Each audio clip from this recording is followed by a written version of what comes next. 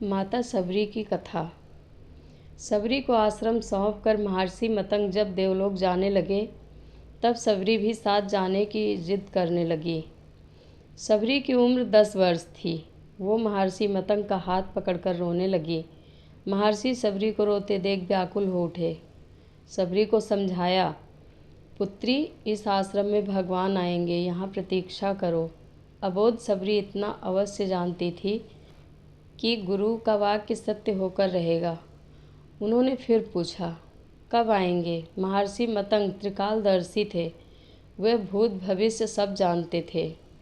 वे महर्षि थे। महर्षि सबरी के आगे घुटनों के बल बैठ गए। सबरी को नमन किया। आसपास उपस्थित सभी ऋषिगण असमंजस में डूब गए। ये उलट कैसे हुआ? गुरु यहाँ शिष्य को नमन करे, ये कैसे हुआ? महर्षि के तेज के आगे कोई बोल ना सका। महर्षि मतंग बोले, पुत्री, अभी उनका जन्म नहीं हुआ है। अभी दशरथ जी का लगन भी नहीं हुआ।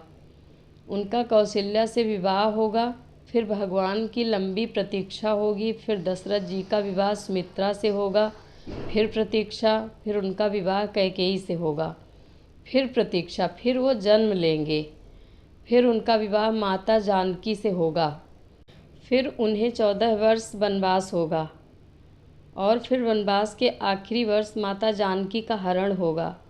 तब उनकी खोज में वे यहाँ आएंगे। तुम उन्हें कहना, आप सुग्रीव से मित्रता कीजिए, उसे आताताई बाली के संताप से मुक्त कीजिए। आपका अभीष्ट सिद्ध होगा और आप रावण पर अवश्य विजय प्राप्त करेंगे। सबरी एक क्षण किंकृतव्य विमूढ़ हो गई। अबोध सबरी इतनी लंबी प्रतीक्षा के समय को माप भी ना पाई। वह फिर अधीर होकर पूछने लगी, इतनी लंबी प्रतीक्षा कैसे पूरी होगी गुरुदेव? महर्षि मतंग बोले, वह ईश्वर हैं, अवश्य ही आएंगे, यह भावी निश्चित है। लेकिन यदि उनकी इच्छा हुई तो काल दर्शन के इस विज्ञान को परे रखकर वह कभी भी आ सकते हैं। लेकिन आएंगे अवश्य। जन्म मरण से परे उन्हें जब ज़रूरत हुई तो प्रहलाद के लिए खंभे से भी निकल आए थे। इसलिए प्रतीक्षा करना, वे कभी भी आ सकते हैं। तीनों काल तुम्हारे गुरु के रूप में मुझे याद रखेंगे। शायद यही मेरे तप का फल है। सबरी गुरु के आदेश को मान वहीं आश्रम में रुक गई। उसे हर दिन प्रभु श्री राम की प्रतीक्षा रहती। वह जानती थी समय का चक्र उसकी उंगली पर नाचता है। वे कभी भी आ सकते हैं। हर रोज़ रास्ते में फूल बिछाती, हर क्षण प्रतीक्षा करती, कभी भी आ सकते हैं।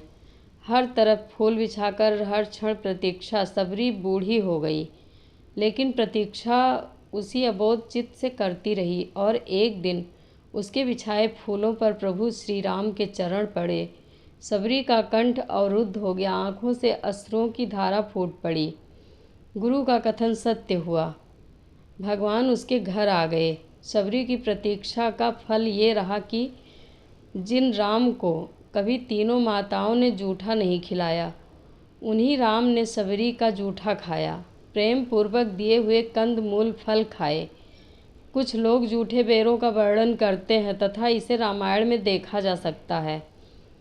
इससे प्रसन्न होकर सबरी को परम धाम जाने का वरदान दिया। स्टोरी पसंद आए तो वीडियो को लाइक, शेयर और चैनल को सब्सक्राइब करें। धन्यवाद।